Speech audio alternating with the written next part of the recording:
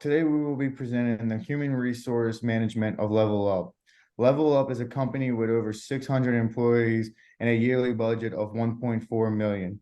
The information we present to you today is HR data from 8 quarters at Level Up.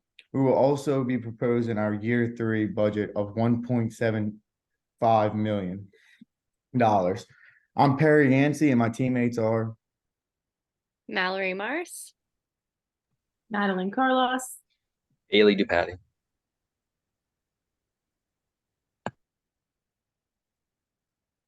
A quote by Sir Richard Branson that embodies our company's values is train people well enough so they can leave. Treat them well enough so they don't want to.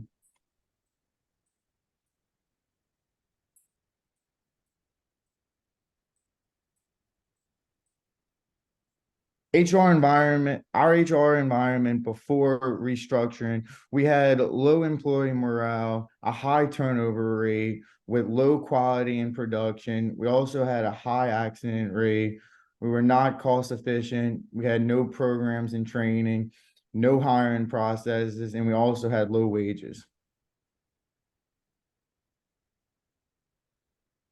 So in light of the current state of our HR department, our strategic objectives are centered around 5 key areas. Reducing turnover. Our primary aim is to reduce the turnover rate, currently at 9.8%, to an impressive 3.8% by year end. Workplace diversity. We are committed to fostering workplace diversity by increasing the representation of female workers and racial minorities to a target of 50% by the end of the year. Boosting morale and engagement. Our third goal revolves around elevating employee morale, participation, and motivation, aiming to raise these metrics from 50% to 80%. Enhancing compensation and benefits. To attract and retain top talent, we plan to increase wages by 5 to 7%, and we'll also be enhancing our benefits package by at least 5% by year end. Investing in training and development. We have allocated a budget of $100,000 for training and development. This investment is expected to yield highly competent employees, resulting in improved safety, increased productivity, fewer accidents and grievances, and ultimately a reduction in turnover. The heightened productivity will help reduce our unit labor costs. So how will we get there? And here is our strategy map. At the core of our HR strategy map, there are 4 core competencies: effective communication, strategic thinking, culture cultivation, and responsible decision-making. The initial stride in our strategy map involves a multifaceted approach. We aim to bolster our workforce through intensified training programs, external hiring, and enhanced compensation packages. These strategic investments not only help equip our employees for career advancement, but foster a deep sense of pride for their work. Additionally, they will sharpen skill sets and promote diversity within our team. As a result, we anticipate a significant reduction in turnover and a big boost in overall morale. The end result will be high quality outcomes, a reduction in unit labor costs, and an increase in production efficiency. So here are our results. Level Up's end results are not what we hoped for. However, we learned a lot from the past 2 years and have made significant progress and restructuring. Firstly, trade-offs impacted our results towards the end of the year. For example, as previously mentioned, our goals include decreasing turnover rate, having a more diverse workforce, increasing employee morale, increasing wages and benefits, and increasing training and programs. When we stuck to investing a lot in training and wages, we were able to come out on top nearly every quarter. Towards the end of the second year, we felt as if we had reached every goal and needed to finally invest in benefits. With that, we traded off some money from wages and training, which ultimately made everything we worked for go down. With that being said, we learned to lessen the amount of goals for our third quarter and stick to training and wages. So we'll be sticking to wage increases and training investments. However, we will still invest in benefits for an incentive program since our productivity was never high. our statistical results are as follows in comparison to our goals. So our turnover rates decreased from 9.8% to 6.9%. We had a 3.8 goal and we didn't get quite there, but it's still worth noting that we went down at least 3%. Our accident rates decreased from 494 to 179, which is pretty good. It wasn't a goal, but it is also worth noting. Our productivity rose from 200 to 229. As mentioned before, we could do better, which is why we want to invest in the incentive program. Our quality index rose from 50 to 73. This was not a goal, but it was really good in comparison to the beginning. Our women employees increased from 12.7% to 16.2%. We had a goal of 25%, so we didn't quite reach it. However, we did go up 4%. Racial minority employees increased from 7.8% to 15.5% with a goal of 25%. Again, we didn't reach our goal, but we still doubled the racial minorities. Grievances decreased from 31 to 18. This wasn't a goal, but we came out first overall for the least grievances. So it is definitely worth noting. Our unit labor cost increased from 59.10 to 62.57. Absenteeism decreased from 498 to 278, which also wasn't a goal, but is worth noting because it went down double. Our employee morale increased from 50 to 83. This goal was met +3. And then our training we met our training goals by investing in a total of $150K to $200K per quarter. And we met our program goals by offering 6 new programs in 2 years. As far as payroll goes, you could see in the next slide that we have charts and graphs to represent the increase of wages and benefits. So our wages increased 6.3%, so we met our average goal, and our benefits rose from 20 to 29%, and we significantly passed our goal with benefits. On the next slide, we'll talk about Level Up stockholders and shareholders. So first up is employees. We recognize the importance of investing in our employees' growth and development, so we allocated a big budget of $150,000 to $200,000 per quarter. And that included orientation, new employee training, and manager training. This equips our team with necessary skills, but also fosters a sense of continuous improvement. And for managers, it ensures that leaders can support their team.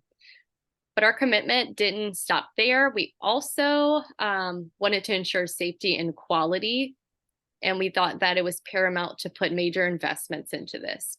So we implemented several programs out of commitment to our employees. We have a participation program and a grievance program that empowers our employees to voice ideas, concerns, and resolve issues. Our HR information system and our appraisal system has streamlined employee relations to make it easier for employees and managers, and also ensures employee recognition, feedback, and etc. for professional development. Lastly, their wages and benefits increased. As previously discussed, a competitive compensation package is essential for employee satisfaction and retention. Next up is line managers. We conducted a compensation survey to appropriately understand our employees' compensation needs and how it compared to industry standards. This allowed us to gain valuable insights of our employees' expectation and current market trends.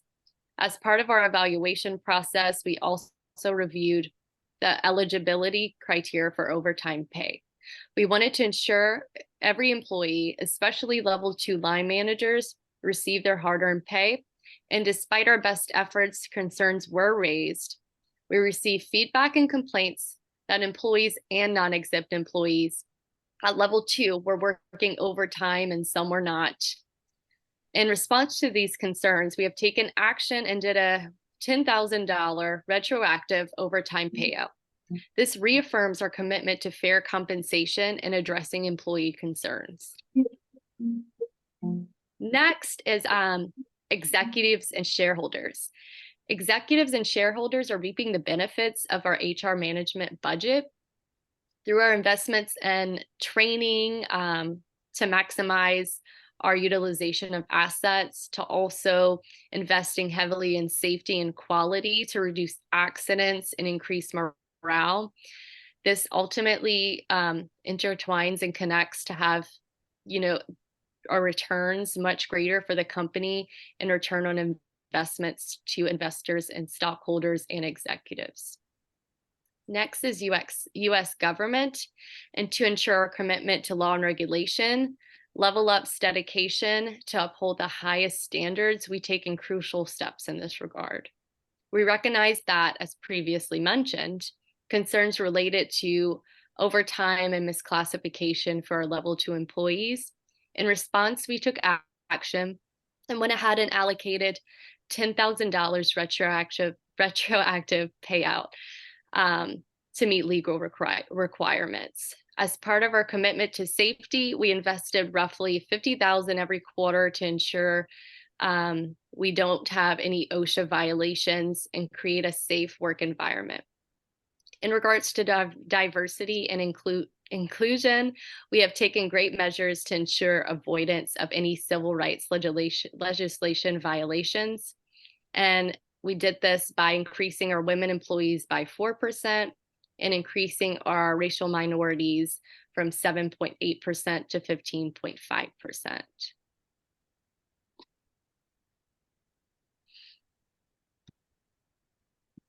Our plans to evaluate staffing and training processes are to add training feedback questionnaires to get direct feedback from our employees. We also plan to use probationary periods to reduce errors in the staffing process, which will give our employees 2 weeks to acclimate to the new work environment and their new tasks and expectations. Level Up plans to ensure high-scoring applications are hired to ensure we get the best employees for our company to produce effectively. We also want to be cost efficient with staffing and training, making the best economical decisions. We want to be certain employees are properly trained to meet their expectations.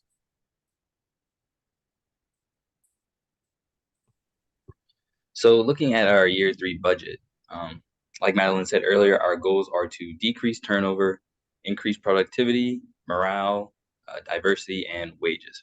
So how are we going to do that? Well, first, we're going to propose a budget of $1.75 million.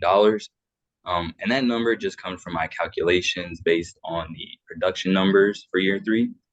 But the most important part is the breakdown of the budget.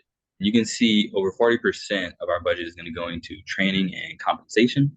And this is to align with our business strategy of getting to that rank 1 productivity. We did this in quarters 1 through 7, and everything worked out fine. And then in quarter 8, we decided to make a large investment in benefits, which our benefits metric went to rank 1 and the rest of our metrics went down. But we do believe that this puts us in the best place for year 3 because now we can solely focus on investing in training and increasing our wages. And to break this down even further, we're going to implement the incentive plan that costs $166,000, and we're going to get rid of our part-time employees. Our safety training that we did created a cost savings of $12.6 million over the last 2 years. And we're going to keep doing the same thing, investing the same amount in training because it seems to be working.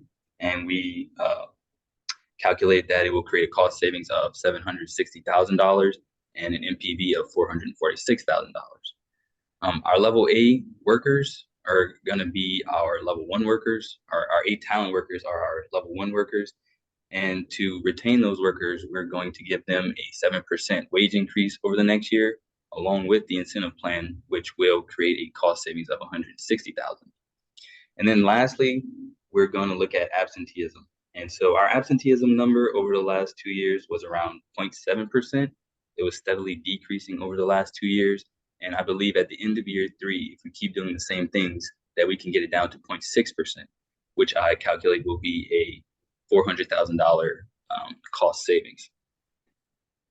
That's our year 3 budget.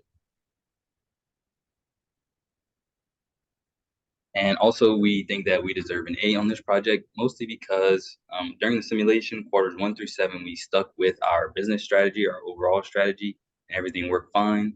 And then in Q8, we kind of had a little bit of a downfall because we decided to make this large investment in benefits. But I do believe that it puts us in the best position for year 3 and going forward.